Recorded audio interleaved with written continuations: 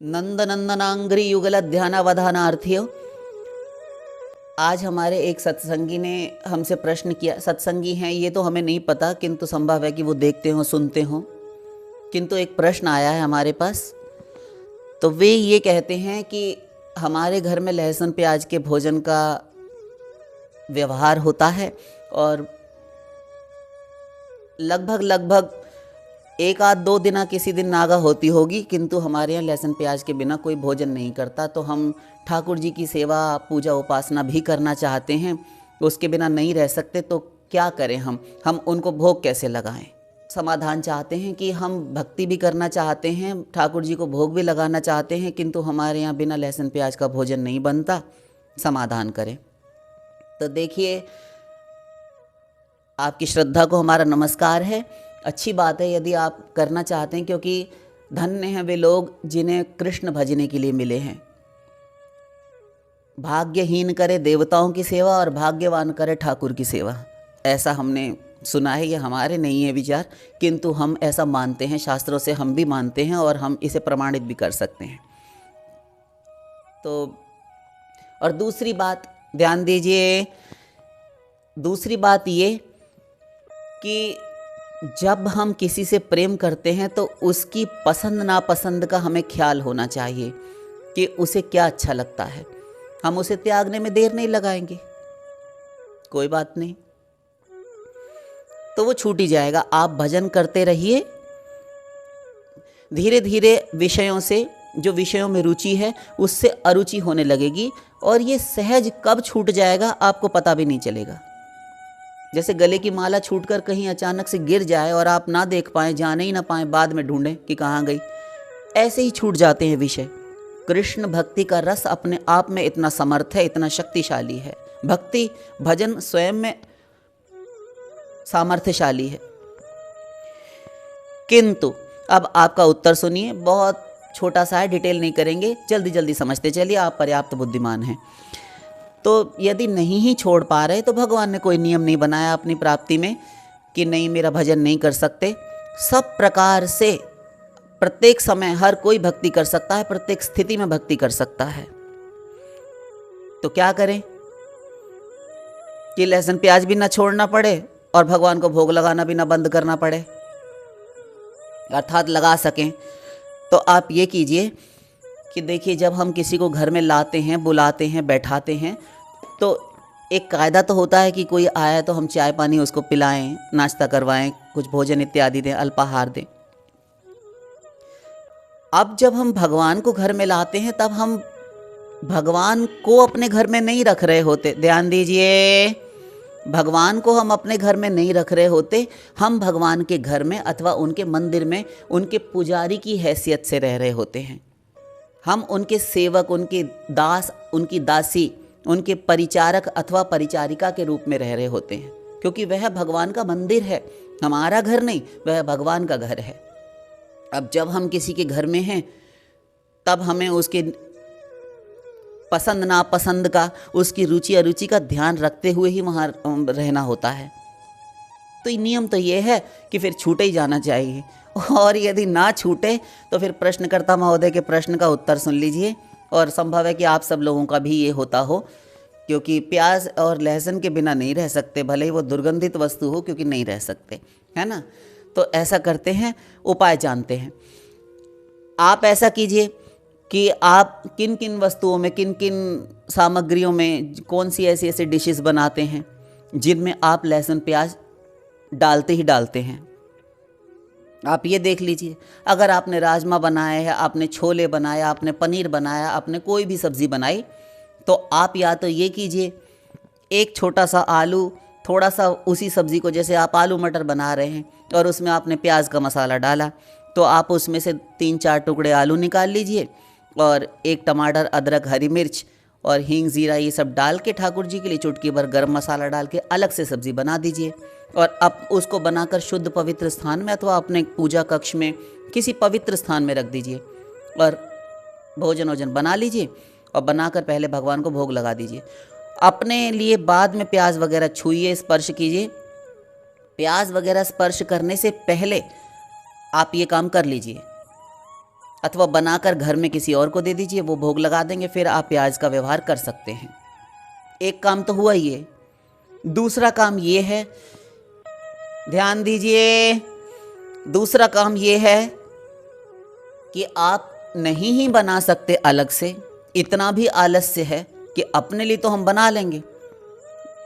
हम कुछ कड़वे चुभते हुए शब्द बोल रहे हैं जिनमें आँच है, हो सकता है आपको बुरा लगे, किंतु ये सत्य है। हमारे घर में शादी पार्टी हो, शादी ना भी हो, पार्टी है, बच्चे का बर्थडे है, तो हम आने वाले कई गेस्ट्स, कई मेहमानों के लिए बहुत सारी तैयारियां कई दिनों पहले से शुरू कर देते हैं। किंतु जिन भगवान से हम प्रेम करते हैं, जिनके बिना नहीं रह सकते, नहीं रहा जाता, उनको घर में लाना भी हमें ज़रूरी है, ऐसा भी लगता है। किंतु उन्हें भोजन कराने के नाम पे हमें चिंता होने लगती है कि अब कैसे छोड़ें लहसुन प्याज, अथवा अपने लिए बनाया तो उनको क्या लगावें, तो चलो गुड़ रख दिया, भगवान तो भाव के भूखे हैं। ऐसा नहीं करना चाहिए। फिर भाव ही यदि होता ना, भाव आप जानते नहीं हैं, भाव सुनेंगे तो हिल जाएंगे, आपके होश खराब हो जाएंगे। भाव क्या कहते हैं? भाव, अभी आप कहाँ भाव पर पहुँच गए? छोड़िए इन बातों को। भाव, ऐसे भाव नहीं होता। भावग्राही जनार्दन है, तो जो भाव जनार्दन ग्रहण करते हैं वो भाव कुछ और ही होता है। ये गुरुओं से समझना चाहिए, अपनी मर्जी से नहीं लेना चाहिए भाव।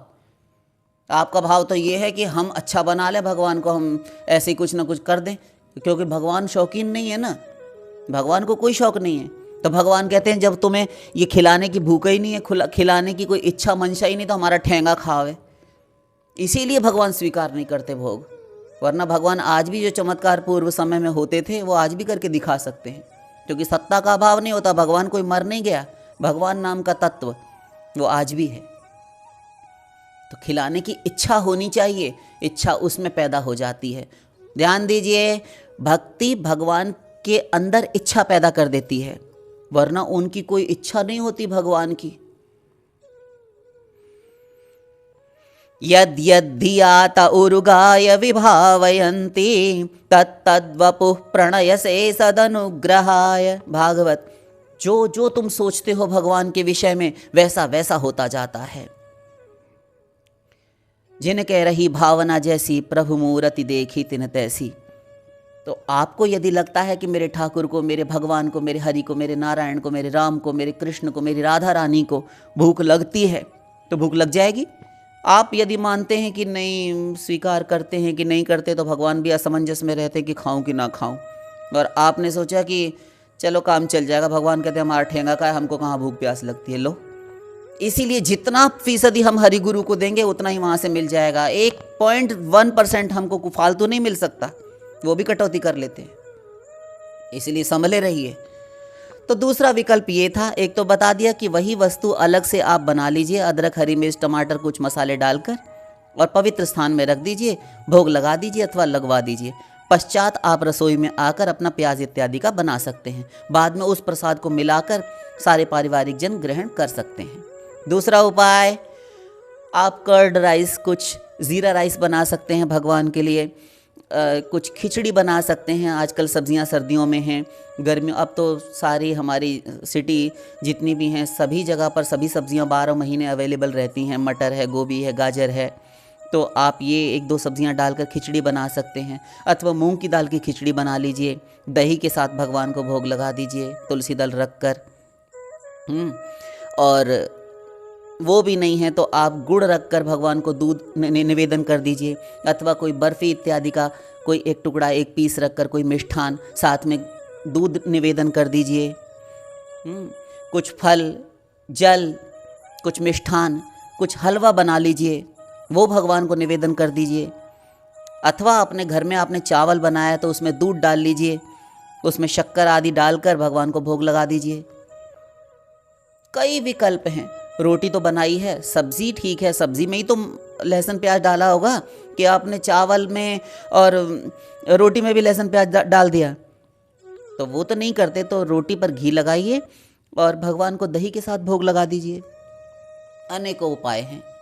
कुछ वेज खिचड़ी बना सकते हैं, वेज दलिया बना सकते हैं, दलिए की लापसी बना सकते हैं, आटे का हलवा, मूंग का हलवा, बेसन का हलवा, सूजी और बेसन का हलवा, गाजर का हलवा, अनेकों चीज़ें हैं, जो चाहे भोग लगा दीजिए। भाव होना चाहिए खिलाने का, ऐसा कर सकते हैं, ये दूसरा विकल्प। तीसरा कोई उपाय हमको भी नहीं पता, इसलिए हम नहीं जानते, हमें क्षमा कीजिए और अपने अपने गुरुओं से प्रश्न कीजिए। हमारी जितनी छोटी सी इस तुच्छ बुद्धि में हरि गुरु का दिया हुआ जो कुछ था, हम उनके हाथों के यंत्र हैं। हमको जो समझ में आया, जैसी बुद्धि थी, हमने आपको बता दिया। इतने विद्वान ज्ञानी तो हम बिल्कुल नहीं हैं, तो जितना हमको समझ में आया वो हमने बता दिया। शेष तो अब आप देख लीजिए कि आपको क्या कन्वीनियंट रहता है, क्या सुविधाजनक रहता है। आप अपने सुविधे से चलिए, हमको नहीं पता, तो हमें क्षमा कीजिएगा। तो इस प्रकार आप कर सकते हैं। कोई फल रखकर भी भोग लगाया जा सकता है। रात्रि में शास्त्र के अनुसार यदि कहें, यदि राजसी सेवा, राजसी पूजा में, तो गर्ग संहिता के अनुसार एक स्थान पर भगवान की परिचर्या पूजा में आया है कि संध्या की वेला में, संध्या काल में भगवान को मिष्ठान आदि का दूध के साथ भोग लगा दे, और या फिर मिष्ठान पहले संध्या के समय लगा दे। पूजन आरती जब आप करते हैं, संध्या की आरती, उस समय पर, और रात्रि में जब शयन कराने लगे तो भगवान को ल्यूक वार्म सा, थोड़ा सा गुनगुना दूध, गुड़ भी रख सकते हैं, ये हम अपनी ओर से कह रहे हैं। कोई ये नहीं है नियम कि नहीं, ये नहीं कर सकते, गुड़ रख दीजिए। अभी पिछले प्रवचनों में आपने सुना ही है कि भगवान ने स्वयं गुड़, दाल, चावल, लड्डू, पुआ, पूरी, ये सब मांगा है, दही इत्यादि का, भात का, ये सब उन्होंने स्वयं मांग की है। हमारे दूसरे वाले आपने चैनल पर सुना होगा, भक्ति प्रेम सत्संग त्रिवेणी चैनल पर एक प्रवचन दिया है, तो आप देख सकते हैं, सुन सकते हैं। उसमें हमने बताया है कि भगवान स्वयं क्या मांग रहे हैं, क्या चाहते हैं। तो ये सारी चीज़ें भोग लगाइए। कर्ड राइस दे सकते हैं, आपने बॉईल करके स्टीम्ड राइस बनाए हैं अगर उबले हुए चावल, तो उसमें आप दही डाल लीजिए, शक्कर अथवा मिश्री का चूर्ण मिला दीजिए और तुलसी दल रखकर नैवेद्य निवेदन कर दीजिए, दही भात का कौर। हाँ, तो ये सब किसी भी प्रकार से भगवान की भक्ति की जा सकती है। कोई मन मार मार के भक्ति नहीं होती, प्रसन्नता पूर्वक कीजिए। धीरे धीरे जब आपका भजन बढ़ेगा, गुरु आज्ञा की अवहेलना नहीं करेंगे और निरंतर सत्संग करेंगे, तो ये प्याज लहसुन भी धीरे धीरे छूट जाएगा। आपके रसोई से ठाकुर जी गायब करवा देंगे। आप चिंता मत कीजिए और आराम से भोग लगाइए, कोई परेशानी वाली बात नहीं है। शेष फिर लाडली लाल की